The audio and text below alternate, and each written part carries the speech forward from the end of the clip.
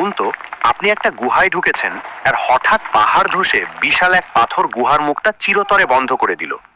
চারদিকে ঘুটঘুটে অন্ধকার, নিঃশ্বাস নেওয়ার বাতাস নেই, বাঁচার কোনো আশা নেই, জ্যান্ত কবর। রূপকথা নয়, ঠিক এমন লোমহর্ষক ঘটনাই ঘটেছিল 3জন মানুষের সাথে। কিন্তু অবিশ্বাস্যভাবে তারা বেঁচে ফিরেছিল। তাদের কাছে কোনো জাদুর কাঠি ছিল না, ছিল শুধু নিজেদের জীবনের 3টি গোপন আমল। এমন কি গোপন কাজ তারা করেছিল যার কারণে স্বয়ং আল্লাহ পাহাড়ের পাথর সরিয়ে তাদের বাঁচিয়েছিলেন? সহিহ বুখারীর এই অবাক করা সত্য ঘটনাটি আজ আপনার রাতের ঘুম কেড়ে নেবে। কথা দিচ্ছি, শেষ পর্যন্ত না শুনে আপনি স্ক্রিন থেকে চোখ সরাতে পারবেন না। অনেক অনেক দিন আগের কথা, তখনও আজকের মতো এত আধুনিক দুনিয়া তৈরি হয়নি। গাড়ি বা ভালো রাস্তার কোনো অস্তিত্ব নেই। মানুষজন তখন মাইলের পর মাইল পায়ে হেঁটে পাহাড় আর মরুভূমির বুক চিরে সফর করত। এমনই এক সময়ে 3জন মানুষ একসাথে একটা লম্বা সফরে বেরিয়েছিল। তারা 3জন এক পাহাড়ের কোল ঘেঁষে রাস্তা দিয়ে হাঁটছিল। হাঁটতে হাঁটতে তারা লোকালয় থেকে অনেক দূরে চলে আসে। চারদিকে শুধু বিশাল বিশাল পাহাড় আর প্রান্তর। হঠাৎ করেই প্রকৃতি যেন তার রূপ পাল্টাতে শুরু করলো। নীল আকাশটা দেখতে দেখতে একদম ঘন কালো মেঘে ঢেকে গেল। খুব দ্রুত চারদিক অন্ধকার হয়ে আসতে লাগলো। কিছুক্ষণের মধ্যেই শুরু হলো ভয়ঙ্কর এক ঝড় আর তার সাথে প্রবল বৃষ্টি। তারা 3জন এই হঠাৎ আসা বিপদে খুব ভয় পেয়ে গেল। চারদিকে কোনো ঘরবাড়ি নেই, মানুষজন নেই, কোথায় লুকাবে তারা? বৃষ্টির হাত থেকে বাঁচার জন্য তারা এদিক ওদিক তাকাতে লাগলো। হঠাৎ তাদের চোখে পড়লো কাছেই একটা বড় পাহাড়ের গায়ে একটা গুহা দেখা যাচ্ছে।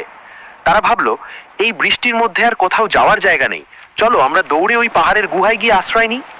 এই কথা ভেবে তারা 3জনই দৌড়ে গিয়ে সেই পাহাড়ের অন্ধকার গুহার ভেতর ঢুকে পড়ল। গুহার ভেতরটা ছিল বেশ নিরাপদ আর শুকনা। বৃষ্টির পানি সেখানে পৌঁছাতে পারছিল না। তারা হাঁপ ছেড়ে বাঁচলো। ভাবলো, যাক বাবা, এতক্ষণে একটু শান্তিতে বসা যাবে, বৃষ্টিটা থামলেই আমরা আবার আমাদের গন্তব্যে রওনা দেব। কিন্তু তারা বুঝতে পারেনি যে এই গুহায় তাদের জন্য কি ভয়ঙ্কর এক বিপদ অপেক্ষা করছে।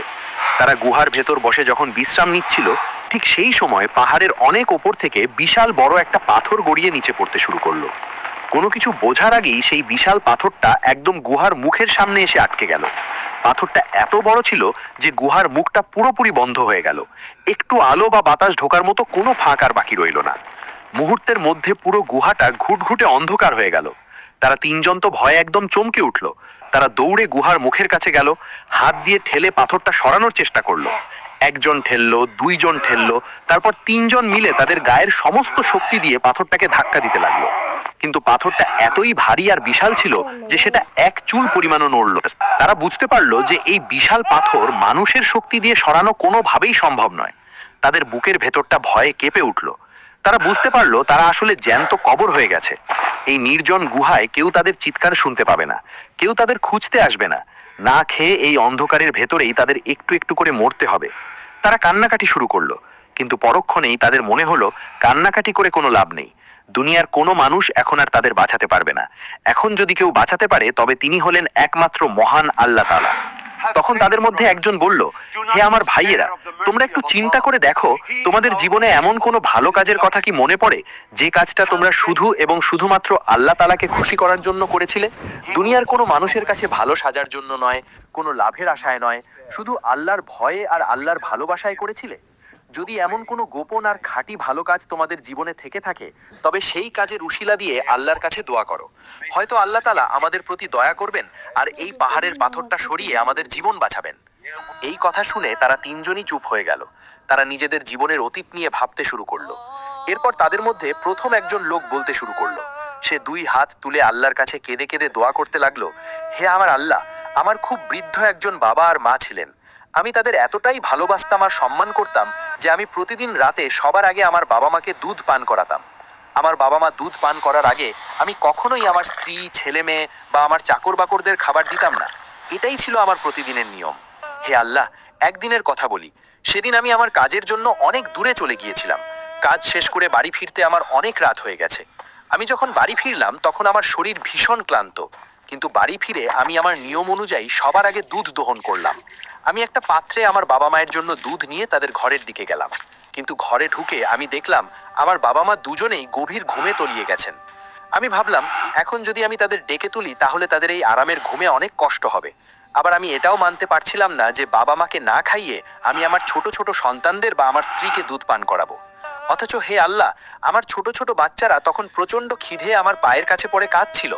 তারা বলছিল, বাবা আমাদের খেতে দাও, আমাদের খুব খিদে পেয়েছে। কিন্তু আমি আমার সন্তানদের বললাম, না, আগে আমার বাবা মা খাবে, তারপর তোমরা খাবে। আমি সেই দুধের পাত্রটা হাতে নিয়ে আমার ঘুমন্ত বাবা মায়ের শিয়রের কাছে সারা রাত ঠায় দাঁড়িয়ে রইলাম। আমি তাদের ডাকলামও না, আবার দুধের পাত্রটা নিচেও রাখলাম না। আমি অপেক্ষা করতে লাগলাম কখন সকাল হবে আর আমার বাবা মা নিজেদের ইচ্ছেতে ঘুম থেকে উঠবে। এভাবেই দাঁড়িয়ে দাঁড়িয়ে পুরো রাত পার হয়ে গেল। ভোরের আলো ফুটে উঠল। তখন আমার বাবা মা ঘুম থেকে উঠলেন। ঘুম থেকে ওঠার পর আমি সেই দুধ তাদের মুখে তুলে দিলাম। তারা তৃপ্তি করে সেই দুধ পান করলেন। আর তারপর আমি আমার সন্তানদের খেতে দিলাম।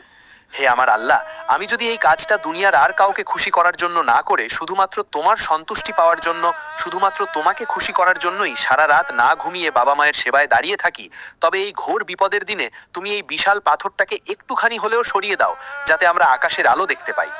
লোকটার এই বুক ফাটা কান্নার দোয়া শেষ হওয়ার সাথে সাথেই এক বিশাল বড় মোজেজা ঘটে গেল। মহান আল্লাহ তালার এই খাঁটি আমলটা কবুল করে নিলেন। আল্লাহর হুকুমে সেই বিশাল ভারী পাথরটা একা একাই একটু সরে গেল। গুহার ভেতরে বাইরের একটুখানি আলো এসে পড়ল। কিন্তু পাথরটা যেটুকু সরেছিল তা দিয়ে কোনো মানুষের পক্ষে বাইরে বেরোনো সম্ভব ছিল না। পথ এখনো বন্ধ। তখন তাদের মধ্যে দ্বিতীয় লোকটি বুঝতে পারলো যে আল্লাহর কাছে খাঁটি আমলের উশিলা দিয়ে দোয়া করলে আল্লাহ শোনেন। তখন সেই দ্বিতীয় লোকটি হাত তুলল তার জীবনের সবচেয়ে গোপন আর সবচেয়ে কঠিন একটা পরীক্ষার কথা আল্লাহর কাছে বলার জন্য। সে বলতে শুরু করলো, হে আমার মহান আল্লাহ, আমার চাচার একজন মেয়ে ছিল। আমি তাকে আমার নিজের জীবনের থেকেও বেশি ভালোবাসতাম। দুনিয়ার আর কোনো মানুষকে আমি এত গভীরভাবে ভালোবাসিনি। আমি সব সময় চাইতাম তাকে কাছে পেতে। কিন্তু আমার সেই বোনটি ছিল খুব পবিত্র এবং আল্লাহওয়ালা একজন মানুষ। সে সব সময় আমার কাছ থেকে দূরে দূরে থাকতো। কোনো খারাপ কাজের জন্য সে কখনোই রাজি হতো না। এভাবেই অনেক দিন কেটে গেল। এরপর এমন একটা সময় এলো যখন দিনের পর দিন কোনো বৃষ্টি হলো না। মাঠের পর মাঠ ফসল শুকিয়ে মরে গেল। চারদিকে শুরু হলো ভয়ঙ্কর অভাব আর দুর্ভিক্ষ। মানুষের ঘরে খাওয়ার মতো এক মুঠো খাবারও ছিল না। না খেয়ে মানুষ ভীষণ কষ্টে দিন কাটাতে লাগলো। সেই বিপদের সময় আমার সেই চাচাতো বোনটিও খুব অসহায় হয়ে পড়ল। তার ঘরেও কোনো খাবার ছিল না। ক্ষুধার জ্বালায় টিকতে না পেরে নিজের জীবন বাঁচানোর জন্য সে একদিন বাধ্য হয়ে আমার কাছে ছুটে এলো। সে এসে আমার কাছে কিছু সাহায্য চাইলো, যাতে সে খাবার কিনে খেতে পারে। আমি তখন দেখলাম এই তো সুযোগ। আমি তাকে বললাম, আমি তোমাকে অনেকগুলো টাকা দিতে পারি, ঠিক 120টি সোনার মুদ্রা দেব।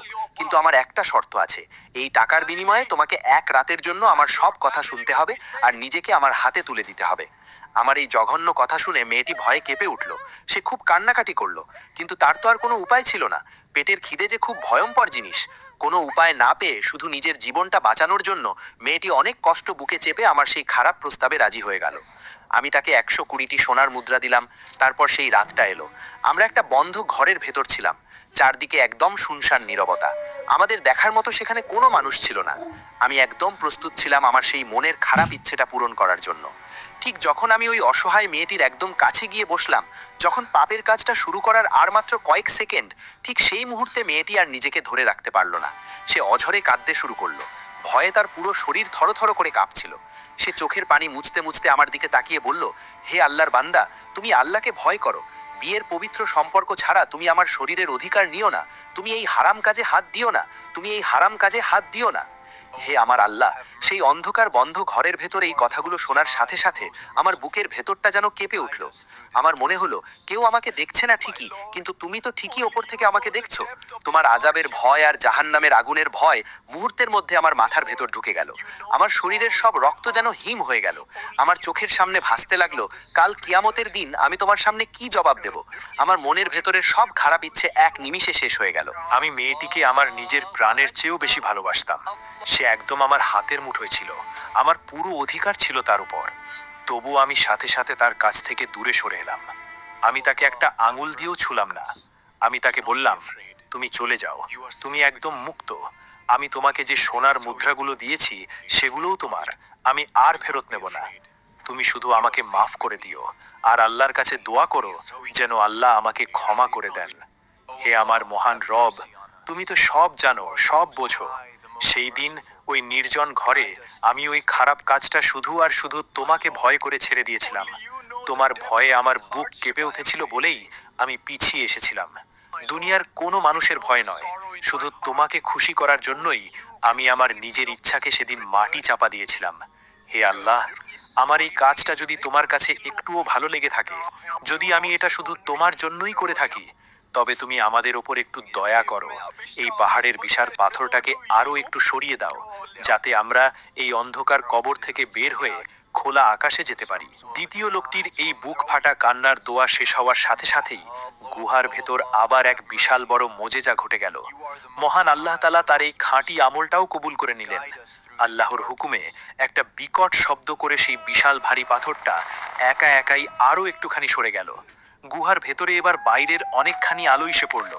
তারা এখন গুহার ভেতর থেকে বাইরের দুনিয়াটা দেখতে পাচ্ছিল, কিন্তু পাথরটা যেটুকু সরেছিল তা দিয়ে এখনো কোনো মানুষের পক্ষে বাইরে বের হওয়া সম্ভব ছিল না।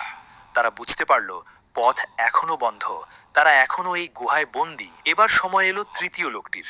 সে বুঝতে পারল তার দুই বন্ধুর দোয়া আল্লাহ কবুল করেছেন, কিন্তু পুরো রাস্তা এখনো খোলেনি। এখন তার দোয়াই হলো তাদের বেঁচে ফেরার শেষ আশা। সে যদি আল্লাহর কাছে এমন কোনো খাঁটি আমলের কথা বলতে না পারে, তবে তাদের তিনজনকে এই গুহার ভেতরেই ধুঁকে ধুঁকে মরতে হবে। এই আলোটাই হবে তাদের জীবনের শেষ আলো। তৃতীয় লোকটি তখন তার চোখের পানি মুছল। সে পাথরের সেই ছোট ফাঁক দিয়ে বাইরের খোলা আকাশের দিকে তাকালো। তারপর তার কাঁপতে থাকা দুই হাত ওপরের দিকে তুলে সে তার রবের কাছে তার জীবনের সবচেয়ে গোপন আর সুন্দর একটা ঘটনার কথা বলতে শুরু করলো। হে আমার দয়াময় আল্লাহ, আমি একবার কিছু দিনমজুরকে আমার জমিতে কাজ করার জন্য ভাড়া করেছিলাম। সারা দিন তারা রোদে পুড়ে অনেক হাড় ভাঙা খাটুনি করে আমার কাজ শেষ করলো। যখন সন্ধ্যা হলো, আমি তাদের সবার পাওনা মজুরি বুঝিয়ে দিলাম। সবাই খুশি মনে নিজের নিজের পারিশ্রমিক নিয়ে বাড়ি ফিরে গেল। কিন্তু তাদের মধ্যে একজন লোক কোনো এক কারণে তার মজুরি না নিয়েই চলে গেল।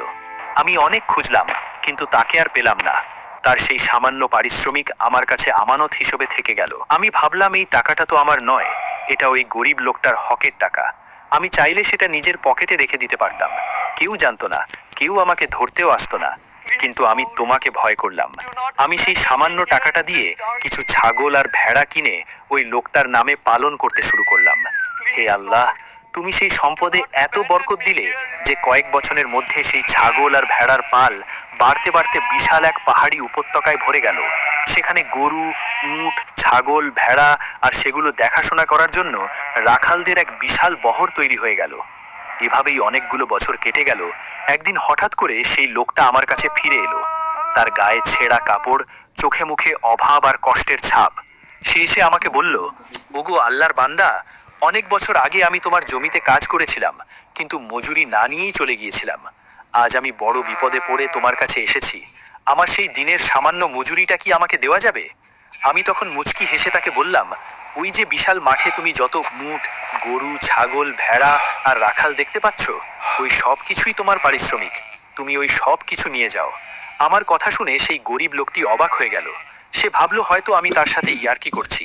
সে খুব দুঃখ পেয়ে আমাকে বলল, আল্লাহর দোহাই লাগে, আমি একজন গরিব মানুষ। তুমি আমার মতো অসহায় মানুষের সাথে এমন ঠাট্টা করো না। আমাকে শুধু আমার সেই দিনের সামান্য পাওনাটুকু দিয়ে দাও। আমি তখন তাকে বুঝিয়ে বললাম, আমি মোটেই ঠাট্টা করছি না ভাই। তোমার ফেলে যাওয়া সেই সামান্য টাকা দিয়ে আমি এই পশুগুলো কিনেছিলাম, আর আল্লাহ তাতে বরকত দিয়ে আজ এত বিশাল সম্পদে পরিণত করেছেন। এগুলোর আসল মালিক তুমি। তখন সেই গরিব লোকটি খুশিতে আত্মহারা হয়ে গেল এবং সব কিছু নিজের সাথে নিয়ে চলে গেল। তার সম্পদ এত বেশি ছিল যে সে আমাকে একটা ছাগলও দিয়ে গেল না, সব নিয়ে গেল। আমি তাকে হাসি মুখে সব দিয়ে দিলাম। আমার মনে একটুও আফসোস হলো না। হে আমার রব্বুল আলামিন, আমি যদি এই কাজটা দুনিয়ার কোনো মানুষের প্রশংসার জন্য না করে শুধুমাত্র তোমার ভয়ে আর তোমার সন্তুষ্টির আশায় করে থাকি, আমার ভেতরের এই সততা যদি শুধু তোমাকে খুশি করার জন্যই হয়ে থাকে, তবে আজ তুমি আমাদের জীবন্ত কবর থেকে মুক্তি দাও।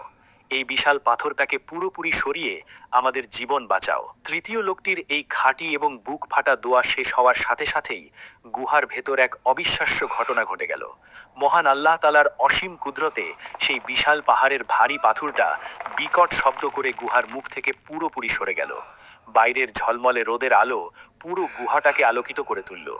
বাঁচার কোনো আশাই যাদের ছিল না, যাদের মৃত্যু একদম নিশ্চিত ছিল, তারা তিনজনই অঝরে কাঁদতে কাঁদতে আল্লাহর শুকরিয়া আদায় করতে করতে সেই অন্ধকার গুহা থেকে মুক্ত বাতাসে বেরিয়ে এলো। সুবহানাল্লাহ। প্রিয় দর্শক, এতক্ষণ আপনারা যে রোমাঞ্চকর ঘটনাটি শুনলেন, এটি কোনো সাধারণ গল্প নয়।